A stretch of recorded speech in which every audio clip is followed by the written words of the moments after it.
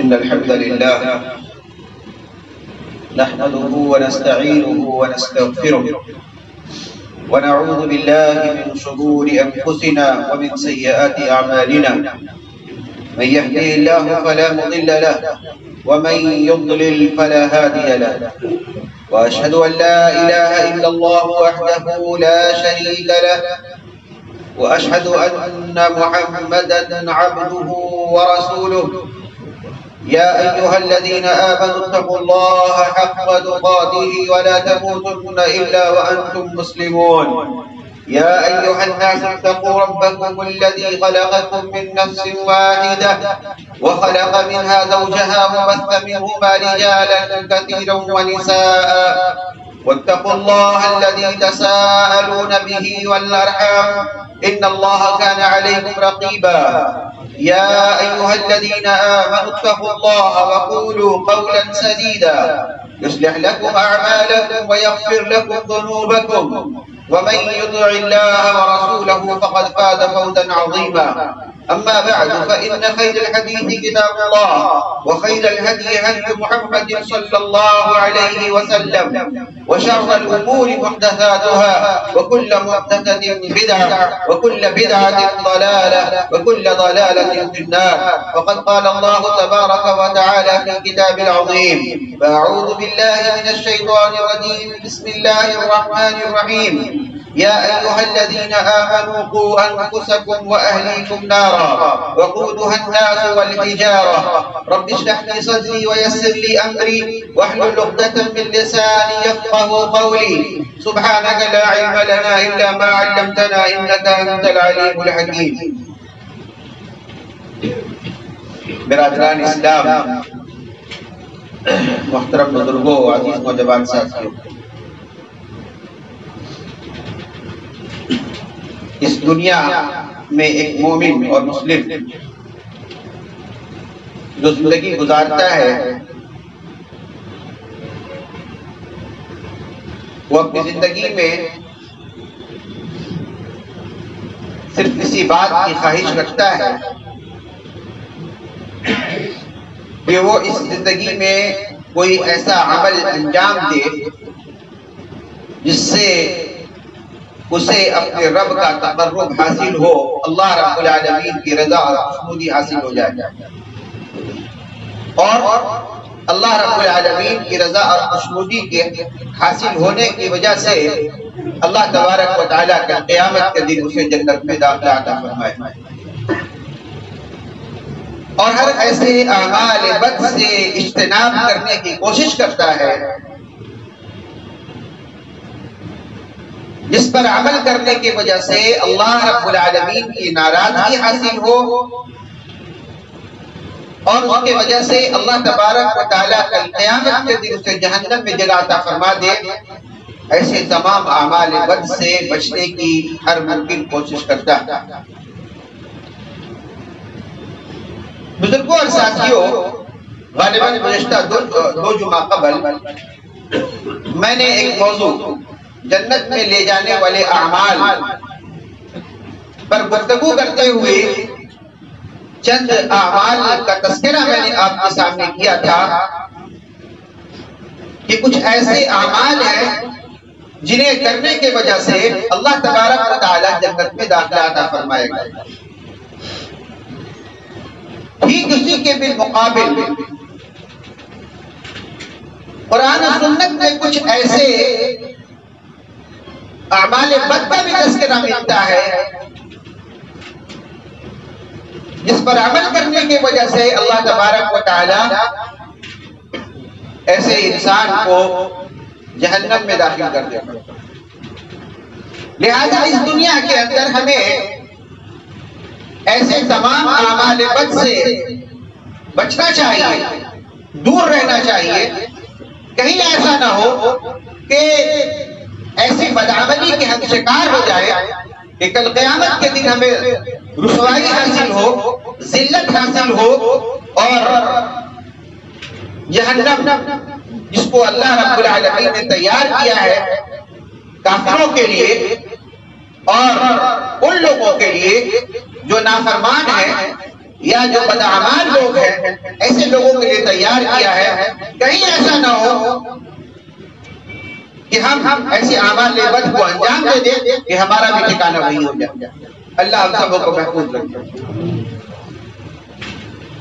جہنم ایک ایسی جگہ ہے جس کا نام سنتے ہی مومن اور مسلم کے رونگٹے کھڑے ہو جاتے ہیں. اللہ رب العالمین نے قرآن کریم کے اندر اس جہنم سے بچنے کی تلقین فرمائی اور تاکید کی اللہ رب العالمین نے.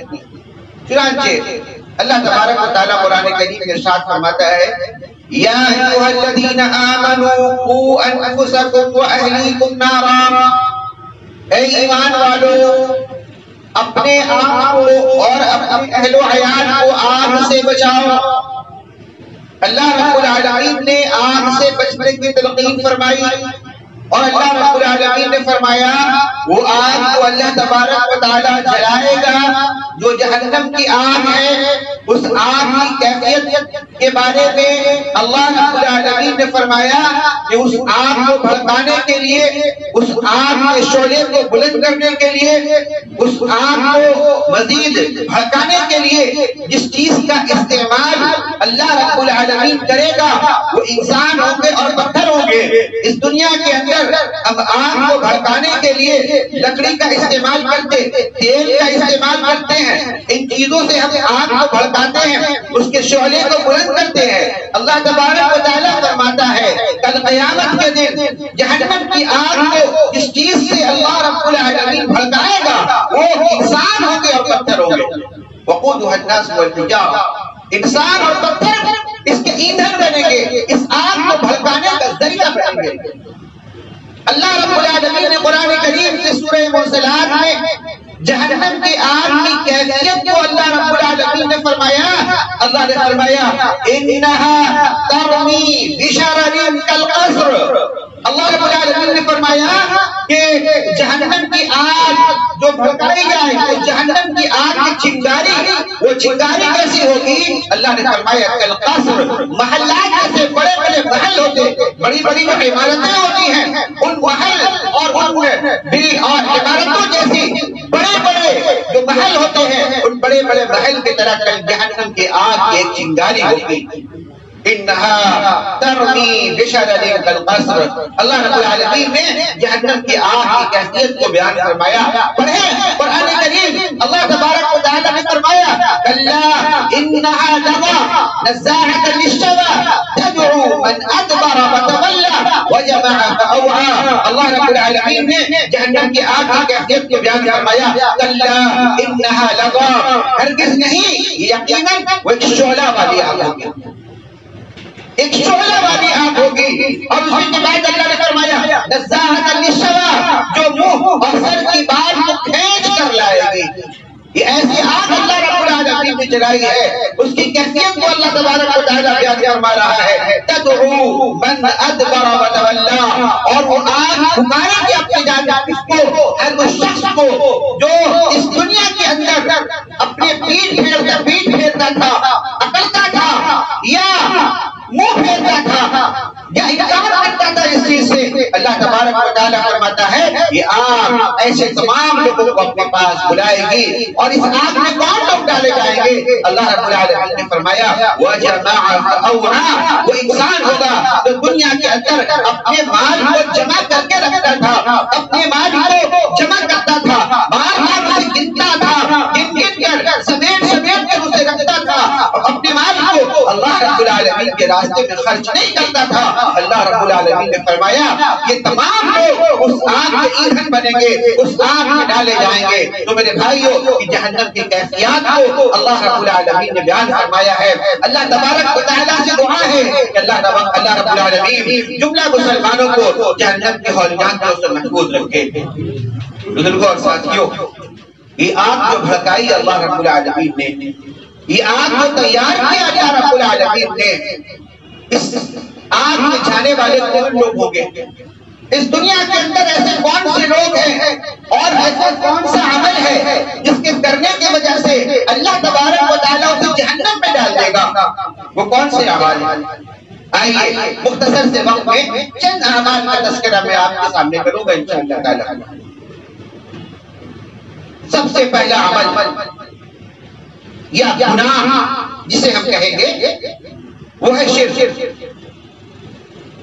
اللہ رب العالمین کی ذات میں، اس کے صفات میں، اس کے کمالات میں، اس کے اختیارات میں، اس کی عبادات میں کسی اور کو شامل کر لینا، چاہے وہ اللہ کے علاوہ کوئی بھی ذات ہو، فرشتوں کی ذات ہو، جنات کی ذات ہو، کسی انسان کی ذات ہو، انسانوں میں نبیوں کی ذات ہو، ولیوں کی ذات ہو، کسی کی بھی ذات ہو، مردے ہو، زندے ہو، کسی کو بھی شامل کر لیا جائے، اللہ تبارک و تعالیٰ اس چیز کو معاف نہیں کرتا، اسے شرک کہا جاتا ہے۔ اللہ رب العالمین کی ذات میں، اس کے صفات میں، اس کے کمالات اور اختیارات میں، اس کی عبادات میں اللہ کے علاوہ کسی اور کو بھی شامل کر لیا جائے، یہ شرک ہے، اور یہ وہ گناہ ہے جسے اللہ تعالیٰ معاف نہیں کرتا۔ اللہ رب العالمین نے فرمایا قرآن کریم کے اندر ان اللہ لا یغفر ان یشرک بہ ویغفر ما دون ذلک لمن یشاء۔ اللہ رب العالمین نے فرمایا ان اللہ لا یغفر ان یشرک بہ، بے شک اللہ تعالیٰ اس چیز کو معاف نہیں کرتا کہ اس کے ساتھ کسی اور کو شریک کیا جائے، کسی اور کو ساتھی بنایا جائے، کسی اور کو پارٹنر بنایا جائے، یا یہ کہا جائے کہ ہم عبادت تو اللہ کی کریں گے لیکن اللہ کے علاوہ بھی کسی اور کے ساتھ ساتھ، اللہ کے ساتھ ساتھ کسی اور کو بھی ہم پکاریں گے، اللہ تک پہنچنے کے لیے کسی اور کا راستہ اور وسیلے اور ذریعے کو بھی ڈھونڈیں گے اور ان کے ذریعے سے اللہ رب العالمین تک پہنچیں گے۔ میرے بھائیوں، وہ اللہ سمیع ہے، وہ اللہ علیم ہے، وہ اللہ علیم بذات الصدور ہے، وہ اللہ تبارک و تعالیٰ ہمارے دلوں کے اندر چھپے ہوئے راز کو جاننے والا ہے۔ وہ اللہ رب العالمین تک پہنچنے کے لیے ہمیں کسی انسان کی، کسی ولی کی، کسی بزرگ کی، کسی جن کی، کسی فرشتے کی ضرورت نہیں ہے۔ وہ اللہ کہتا ہے ادعونی استجب لکم، مجھ کو پکارو میں تمہاری فریاد کو سننے والا ہوں۔ ان الذین یستکبرون عن عبادتی، اور جو لوگ مجھ کو پکارنے سے اعراض کرتے ہیں، اللہ نے فرمایا سیدخلون جہنم داخرین، جان لو کہ ہم اس کو جہنم میں ڈھکیل دیں گے۔ یہ اللہ رب العالمین کا فرمان ہے۔ تو اللہ نے فرمایا لا یغفر ان یشرک بہ، اللہ تعالیٰ اس چیز کو معاف نہیں کرتا ہے کہ کوئی ان کے ساتھ کسی اور کو شریک ٹھہرائے، وَيَغْفِرُ مَا دُونَ ذَلِكَ لِمَن يَشَاءُ، اور اس کے علاوہ اگر کوئی اور گناہ کر کے آتا ہے، انسان ہے، انسانی فطرت کے بنا پر اگر کوئی گناہ کر دیتا ہے، شرک کے علاوہ کوئی اور گناہ اگر کر دیتا ہے تو اللہ تبارک و تعالیٰ فرماتا ہے مَا دُونَ ذَلِكَ لِمَن يَشَاءُ، اللہ جسے چاہے گا اسے معاف کر دے گا۔ لیکن یاد رکھیں اگر کوئی شرک کر کے مرا ہے، اس کی موت شرک کی حالت میں آئی ہے تو اللہ تعالیٰ اس کو معاف نہیں کرے گا۔ شرک کی بخشائش کا صرف ایک ذریعہ ہے کہ دنیا کے اندر موت کے آنے سے پہلے انسان توبہ کر لے، اللہ سے معافی مانگ لے اور اللہ پر ایمان لے آئے اور اللہ کی عبادت کرنا شروع کر دے، تبھی تو اس کے لیے گنجائش ہے مغفرت کی۔ ورنہ یقین مانے اگر کسی کی موت شرک پر آتی ہے تو اللہ تبارک و تعالیٰ اسے معاف نہیں کرتا ہے اور اس کا ٹھکانہ جہنم ہے۔ بلکہ اللہ رب العالمین نے تو ایسے لوگوں کے لیے قرآن کریم میں ارشاد فرمایا ہے انہ من یشرک باللہ فقد حرم اللہ علیہ الجنہ ومأواہ النار وما للظالمین من انصار۔ اللہ رب العالمین نے فرمایا انہ من یشرک باللہ، جو اللہ کے ساتھ کسی کو شریک کراتا ہے، فقد حرم اللہ علیہ الجنہ، اللہ رب العالمین نے اس کو جنت کو حرام کر دیا ہے، ومأواہ النار، اس کا ٹھکانہ جہنم ہے۔ اللہ اکبر! آپ اندازہ لگا لیں کہ اللہ رب العالمین کے ساتھ شرک کرنا یہ کتنا بڑا گناہ ہے، یہ اتنا عظیم گناہ ہے۔ اکبر الکبائر میں بڑے گناہوں میں سے ایک گناہ ہے کہ انسان اللہ رب العالمین کے ساتھ کسی اور کو شریک ٹھہرائے۔ اللہ تعالیٰ اس گناہ کو کبھی معاف نہیں کرتا ہے الا یہ انسان اپنی زندگی میں توبہ کر لے، الا من تاب وآمن وعمل عملا صالحا فاولئک یبدل اللہ سیئاتہم حسنات۔ اللہ رب العالمین نے وعدہ فرمایا ہے سوائے یہ کہ جو انسان توبہ کر لے اور ایمان لے آئے اور عمل صالح کر لے تو اللہ رب العالمین نے اس کے لیے بخشائش کا سامان مقرر کر دیا۔ پہلا گناہ جس کے کرنے کی وجہ سے اللہ تعالیٰ جہنم میں داخل کر دیا۔ عقیدے کی بات آ رہی، اعمال کی طرف آؤں گا انشاءاللہ تعالیٰ، میرا عقیدے کے تعلق سے کچھ باتیں آ جائیں۔ دوسرا گناہ جو انسان کو جہنم میں لے جانے والے. شرک کے بعد جو دوسرا گناہ ہے وہ گناہ رسول اکرم صلی اللہ علیہ وسلم کی سنت کی مخالفت. اللہ رب العالمین نے ہر دور اور ہر زمانے میں رسولوں کو نبیوں کو مبعوث فرمایا. کیوں مبعوث فرمایا؟ تاکہ اس کی اطاعت کی جائے، اس کی پیروی کی جائے. رسول جو پیغام اللہ رب العالمین کا لے کر آتے ہیں ان پیغامات پر عمل کیا جائے. اسی لیے اللہ رب العالمین نبیوں اور رسولوں کو ہر وقت ہر قوم میں مبعوث فرماتا رہا ہے. آخری نبی جناب محمد رسول اللہ صلی اللہ علیہ وسلم کو اللہ رب العالمین نے مبعوث فرمایا اور آپ کی اطاعت اور فرمانبرداری کو ہمارے لیے لازمی اور ضروری قرار دے دیا اور فرمایا اللہ رب العالمین نے یا ایھا الذین آمنوا اطیعوا اللہ واطیعوا الرسول وَلَا تُبْطِلُوا أَعْمَالَكُمْ. ایمان والو اللہ کے رسول کی اطاعت کرو اور اپنے اعمال کو برباد مت کرو. اللہ رب العالمین نے فرمایا مَن يُطِعِ الرَّسُولَ فَقَدْ أَطَاعَ اللَّهَ. جس نے رسول کی اطاعت کی اس نے اللہ کی اطاعت کی. کیوں؟ اس لیے کہ رسول جو بھی باتیں کہتے ہیں وہ اپنی زبان سے کہتے ہیں لیکن وہ باتیں اللہ کی جانب سے وحی نازل کرتا ہوتی ہے. اللہ رب العالمین نے فرمایا وَمَا يَنطِقُ عَنِ الْهَوَىٰ إِنْ هُوَ إِلَّا وَحْيٌ يُوحَىٰ. کہ نبی اپنی خواہش سے اپنی جانب سے کوئی بات نہیں کہتے سوائے کہ اللہ رب العالمین کی جانب سے کوئی وحی آتی ہو. اسی لیے اللہ رب العالمین نے نبی کریم صلی اللہ علیہ وسلم کے احکامات کو، آپ کے فرامین کو بلا چون و شرح، بلا کسی اگر اور مگر کے تسلیم کرنے کا اللہ رب العالمین نے ہمیں حکم دیا اور فرمایا وَمَا آتَاكُمُ الرَّسُولُ فَخُذُوهُ وَمَا نَهَاكُمْ عَنْهُ فَانتَهُوا. کہ رسول تمہیں جو کچھ دے اسے لے لو اور جن چیزوں سے منع کرے اسے رک جاؤ. یہ اللہ رب العالمین نے فرمایا. تو میرے بھائیو رسول اللہ صلی اللہ علیہ وسلم کی اتباع پیروی لازمی ہے. آپ کی سنت اور آپ کی حدیثوں پر عمل کرنا لازمی ہے. لیکن اس کے بعد اگر کوئی اللہ کا نبی صلی اللہ علیہ وسلم کی سنت پر عمل نہ کرے، آپ صلی اللہ علیہ وسلم کے احادیث پر عمل نہ کرے، آپ کے فرامین پر عمل پیرا نہ ہو تو اس کا معاملہ کیا ہوگا؟ یا اللہ کے رسول صلی اللہ علیہ وسلم کی حدیثوں کے مقابلے میں، آپ کی سنت کے مقابلے میں کسی اور کے راستے کو، کسی اور کے طریقے کو، کسی اور کے اقوال کو وہ ترجیح دیتا ہو. اللہ رب العالمین نے فرمایا قرآن کریم میں وَمَن يُشَاقِقِ الرَّسُولَ مِن بَعْدِ مَا تَبَيَّنَ لَهُ الْهُدَىٰ وَيَتَّبِعْ غَيْرَ سَبِيلِ الْمُؤْمِنِينَ نُوَلِّهِ مَا تَوَلَّىٰ وَنُصْلِهِ جَهَنَّمَ وَسَاءَتْ مَصِيرًا. اللہ رب العالمین نے فرمایا وَمَن يُشَاقِقِ الرَّسُولَ، جو کوئی رسول کی مخالفت کرتا. وَمَن يُشَاقِقِ الرَّسُولَ مِن بَعْدِ مَا تَبَيَّنَ لَهُ الْهُدَىٰ. ہدایت جانے کے بعد، واضح قرآن کی عادت کے بعد اگر کوئی رسول اللہ صلی اللہ علیہ وسلم کے حکموں کی مخالفت کرتا ہے وَيَتَّبِعْ غَيْرَ سَبِيلِ الْمُؤْمِنِينَ، اور مومنوں کے علاوہ کسی اور کے راستے کو اپناتا ہے. یعنی کہ اللہ کے رسول صلی اللہ علیہ وسلم کے زمانے میں مومنین کون تھے؟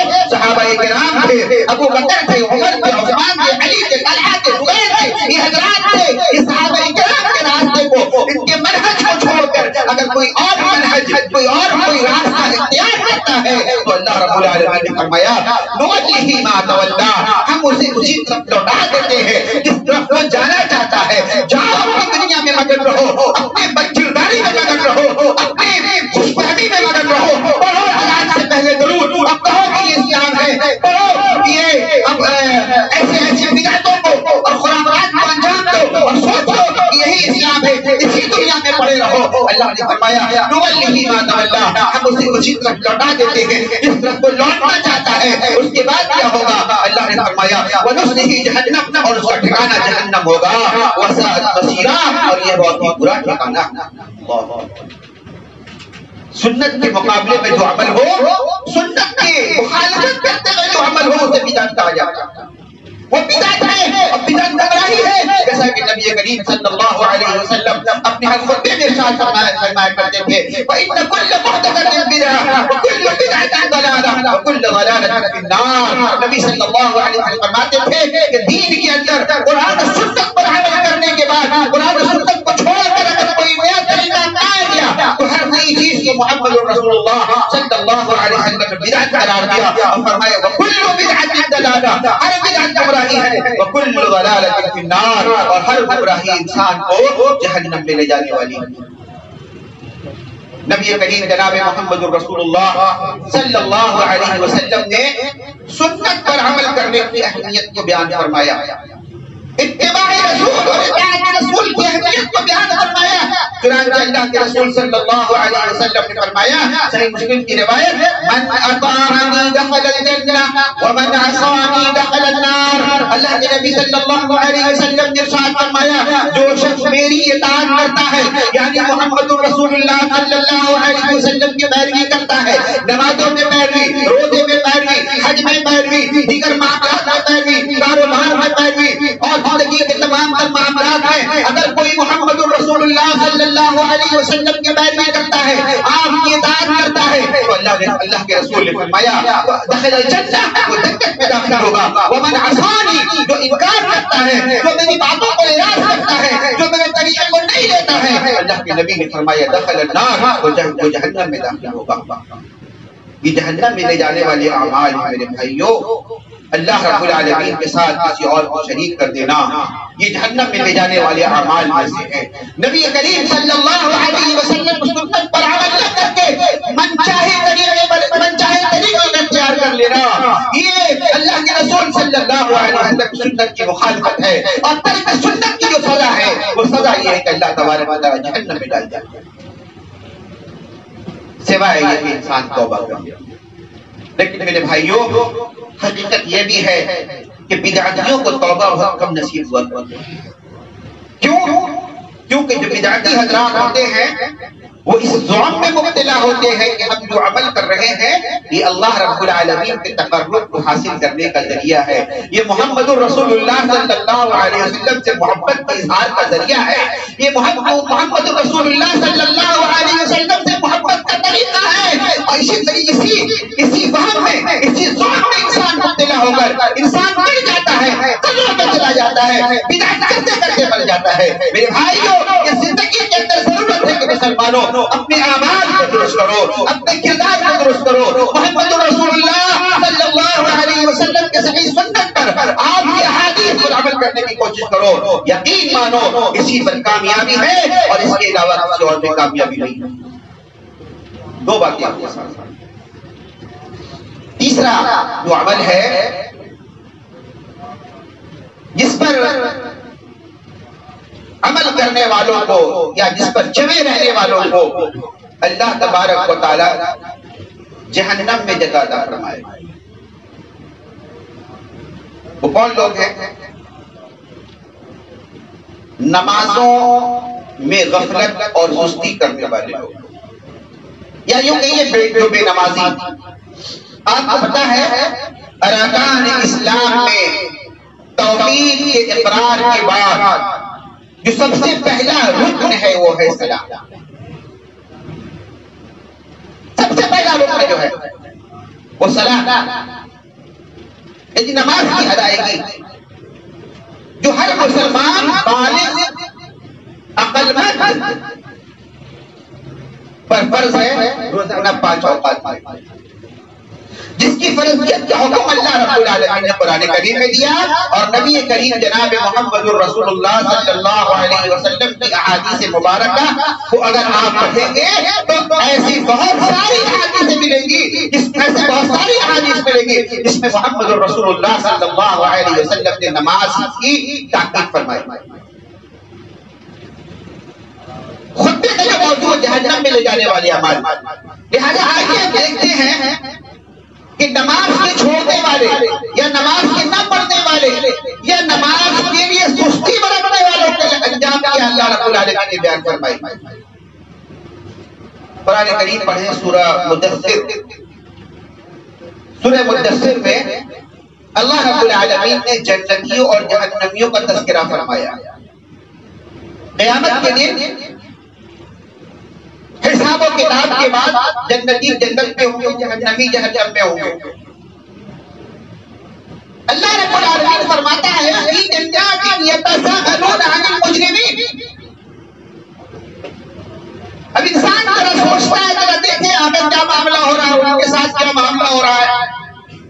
جنتیوں کی خواہش ہوگی ذرا دیکھیں جہنمیوں کے ساتھ معاملہ ہو رہا ہے وہاں پر.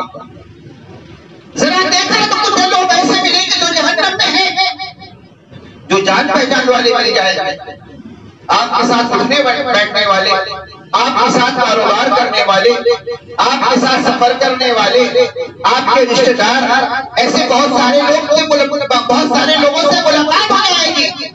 ایک طرف جنتی ہے، ایک طرف جہنمی ہے. اللہ رب العالمین نے فرمایا فی جنات یتساءلون عن المجرمین، کہ جنت والے پوچھیں گے جہنمیوں سے. کیا پوچھیں گے؟ ما سلککم فی سقر، ما سلککم فی سقر، آخر کیا معاملہ ہے تمہیں کس چیز سے جہنم میں ڈال دیا؟ آج ہم جنت میں ہیں، جنت کی مہمان نوازیاں ہو رہی ہیں، یہاں کی آرائش اور یہاں کی نعمتیں ہم حاصل کر رہے ہیں. آخر کیا معاملہ ہے؟ تم بھی تو ہمارے ساتھ اٹھتے بیٹھتے تھے، ایک ساتھ کاروبار کرتے تھے، ایک ساتھ دکان میں بیٹھتے تھے، مغرب کی اذان ہوتی تھی شٹر گراتے تھے، ہم مسجد میں چلے جاتے تھے، تم بھی میرے ساتھ نکلتے تھے. آخر آج کیا معاملہ ہو گیا؟ ہم جنت میں تم جہنم میں ہو، کیا معاملہ ہے؟ جواب کیا ملے گا میرے بھائیوں؟ ما سلککم فی سقر، آخر کیا معاملہ ہے؟ کس چیز نے تم کو جہنم میں ڈال دیا؟ کیا جواب ملے گا؟ اللہ رب العالمین قرآن کریم میں وہ اس آیت کریمہ اوپر ذرا غور کیجئے، وہ کہے گا، قالوا وہ کہے گا لم نکن من المصلین، ہم نمازیوں میں سے نہیں تھے. اللہ اکبر. ہم نمازیوں میں سے نہیں تھے، ایک ساتھ اٹھتے تھے، ایک ساتھ بیٹھتے تھے، مغرب کی اذان کی سٹر تو گرایا آپ نے، مسجد آپ نے، ہم چائے خانے چلے جاتے تھے، ہم ذرا سڑک پر گھومنے چلے جایا کرتے تھے، ہم مسجد نہیں جایا کرتے تھے، ہم نمازیں نہیں پڑھا کرتے تھے. قالوا لم نکن من المصلین، ہم نمازیوں میں سے نہیں تھے. میرے بھائی، یہ نماز اسلام اور کفر کے درمیان تمیز پیدا کرنے والی چیز ہے. یہ نماز، یہ صلاح کی ادائیگی، یہ روزانہ 5 اوقاتوں میں، یہ روزانہ 5 اوقات میں جو نماز کی ادائیگی ہے میرے بھائیوں، یہ وہ عمل ہے اس اسلام اور کفر کے درمیان فرق پیدا ہو جاتا ہے. جو مومن ہوگا وہ نماز پڑھے گا، جو مسلمان ہوگا وہ صلاح ادا کرے گا، جو کافر ہوگا وہ نماز نہیں پڑھے گا. اللہ نے فرمایا قرآن کریم میں وَأَقِیمُوا الصَّلَاةَ، نماز قائم کرو، وَلَا تَكُونُوا مِنَ الْمُشْرِکِینَ، لوگوں مشرکوں میں سے مت ہو جاؤ. یہ تو مشرکین کی علامت ہے، یہ تو مشرکین کی علامت ہے. دوسرا معاملہ یہ نمازی تو ہے، نماز تو پڑھ لیتے ہیں، لیکن نمازوں میں سستی ہے، کاہلی ہے، من چاہیے نماز. اس سے پہلے کی جمعہ میں نے کہا تھا ان الصلاۃ کانت علی المؤمنین کتابا موقوتا، اللہ رب العالمین نے ہم پر نماز کو اس کے وقت پہ فرض کیا. اللہ رب العالمین کی بتائے ہوئے اوقات کے مطابق نمازیں ہماری نہیں ہوتی، بلکہ وہ نمازیں ہماری اپنی مرضی کے مطابق ہوا کرتی. بھئی نماز تو پڑھتے ہیں ہم، لیکن نمازوں میں سستی ہے، کاہلی ہے. اور میں کہوں وہی بات جو اس سے پہلے کی جمعہ میں نے کہا تھا، فجر کے تعلق سے میں نے کہا تھا کہ ہمارے بہت سارے مسلمان ہیں جنہوں نے فجر کی نماز کے وقت کے لیے 9 بجے کا ٹائم فکس کر لیا، وہ 9 بجے نماز پڑھتے، پتہ نہیں یہ کون سا عمل ہے. اگرچہ رسول اکرم صلی اللہ علیہ وسلم کی حدیث اگر ہم پتہ کریں گے، اگر جس کا حکم ملتا ہے انسان پر کبھی ایسا موقع آ جائے کہ نیند کا غلبہ ہو جائے، انسان سو جائے، انسانی فطرت کبھی ہو سکتا ہے نیند کا غلبہ ہو گیا، انسان سو کر رہ گیا، نہیں اٹھ پایا، وہ کیا کرے گا؟ جب بھی اس کی آنکھ کھلے نماز پڑھ لے، جب بھی اس کی آنکھ کھلے نماز پڑھ لے. چلیے آپ کی مسجد میں 5:20 میں ہے، آپ نہیں آ پائے، ممکن ہے آنکھ لگ گئی، نیند کا غلبہ ہو گیا، آپ سے نماز چھوٹ گئی. 5:30 بجے آپ کی آنکھ کھلتی ہے، مسجد نہیں آ پائیں گے، آج آؤ گے تو نماز چھوٹ جائے گی، آپ وہیں پڑھ لیں گے، دور گھر ہے آپ، لیکن کوشش تو یہ کریں گے. لیکن ایک معمولی انسان یہ بنا لے کہ ہم نماز فجر کی نماز سورج کے نکلنے کے بعد 7 بجے 8 بجے یا 9 بجے پڑھیں گے اور روزانہ اسی کا معمول بنا لے، یہ معمول تو درست نہیں ہے. بغیر عذر شرعی ایک وقت کی نماز کا چھوڑ دینا. آپ پڑھے فتاوی ائمہ دین علماء کرام نے اس پر جو سختی کی ہے. تاریخ سلام پر جو ایک وقت کی نماز کو بغیر کسی عذر شرعی کے چھوڑ دیتا ہے، علماء نے کہا کہ وہ ملت اسلامیہ سے خارج ہو جاتا ہے. ملت اسلامیہ سے خارج ہو جاتا ہے بلا عذر شرعی اگر کسی نے ایک وقت کی نماز چھوڑ دی. میرے بھائیو، یہ نماز اور سستی کرنا، یہ سستی کیا ہے؟ اللہ رب العالمین نے منافقین کی صفات بیان فرمائی. وَإِذَا قَامُوا إِلَى الصَّلَاةِ قَامُوا كُسَالَىٰ يُرَاءُونَ النَّاسَ وَلَا يَذْكُرُونَ اللَّهَ إِلَّا قَلِيلًا. اللہ رب العالمین نے منافقین کی صفات بیان فرمائی کہ منافقین کی نماز کیسی ہوا کرتی ہے؟ بہت سستی کے ساتھ نماز پڑھتے، بہت واہی کے ساتھ نماز پڑھتے ہیں، اور یراؤن الناس، اور لوگوں کو دکھانے کے لیے نماز پڑھتے ہیں، وَلَا يَذْكُرُونَ اللَّهَ إِلَّا قَلِيلًا، اور اللہ کا ذکر بہت کم کرتے ہیں. نمازوں میں اللہ کا ذکر بہت کم کیا کرتے ہیں. اللہ رب العالمین نے قرآن کریم کے اندر ایسے نمازیوں کے لیے وعید بیان فرمائی جو حضرات اپنی نمازوں میں سستی کرتے، کاہلی کرتے، غفلت برتتے ہیں. اللہ رب العالمین نے ویل کا لفظ استعمال فرمایا. بڑے سورہ ماعون اللہ رب العالمین نے فرمایا فویل للمصلین، تباہی ہے، بربادی ہے، جہنم کا سب سے برا ٹھکانہ ہے اس کے لیے نمازیوں کے فویل للمصلین، نمازیوں کے لیے سب سے برا ٹھکانہ جہنم کا ہے. ویل ویل. کون سے نمازی؟ الذین هم عن صلاتهم ساہون، وہ نمازی جو اپنی نمازوں میں تساہلی برتتے ہیں، غفلت برتتے ہیں، نمازوں میں پابندی نہیں کرتے ہیں، اوقات کے ساتھ نماز نہیں پڑھتے، من چاہے نمازیں پڑھا کرتے ہیں، جب دل چاہے گا تب پڑھیں گے، عصر کی نماز جب ہمیں فرصت ملے گی تب پڑھیں گے، عشاء کی نماز جب ہم فرصت کر لیں گے تب پڑھیں گے. نمازوں کے لیے ان کے پاس کوئی وقت متعینہ وقت جو اصول ہے، جو طریقہ ہے، اس کے مطابق نہیں بلکہ ہمارے اپنا طریقہ، ہمارے اپنے طریقے کے مطابق ہوگا. ایسی نمازیں پڑھنے والوں کے لیے اللہ رب العالمین نے فرمایا فویل للمصلین، تباہی و بربادی ہے، ویل ایسے لوگ، ایسے مصلیوں کے لیے الذین هم عن صلاتهم ساہون، نمازوں میں غفلت برتتے ہیں. اور فرمایا الذین هم یراؤون، اور جو لوگوں کو دکھانے کے لیے نمازیں پڑھاتے ہیں. میرے بھائیو، یہ تین عمل، نماز ارکان اسلام سے ایک اہم ترین رکن ہے. اس کی ادائیگی، اس پر عمل نہایت ضروری ہے، اور اس سے انحراف یا اس پر سستی اور کاہلی برتنا یقین مانیے یہ جہنم میں لے جانے والے اعمال میں سے ایک بات کا میں ایک عمل کو آپ تذکرہ کر کے بات ختم کروں گا انشاءاللہ تعالی. ضروری ہے حالات کے لحاظ سے. چوتھا عمل جو انسان کو جہنم میں لے کر جانے والا ہے، وہ ایک ایسا گناہ ہے میرے بھائیوں جو آج مسلم معاشرے میں بالکل رچ اور بس گیا ہے. اگر آپ ایک سروے کریں گے علاقے کا، میں بڑی ذمہ داری کے ساتھ کہہ رہا ہوں کہ 95% معاشرے میں ہمارے لوگ ایسے ملیں گے جو اس برائی میں ملوث ہیں. اور وہ برائی کیا ہے؟ سود کی برائی. سودی کاروبار، سود کا لینا اور دینا، بینکوں سے انٹرسٹ کو کھانا، یہ وہ عمل ہے، بلکہ یہ وہ گناہ ہے جس کی وجہ سے اللہ تبارک و تعالی ایسے انسان کو جہنم میں داخل کر دے گا. سود کسے کہا جاتا ہے؟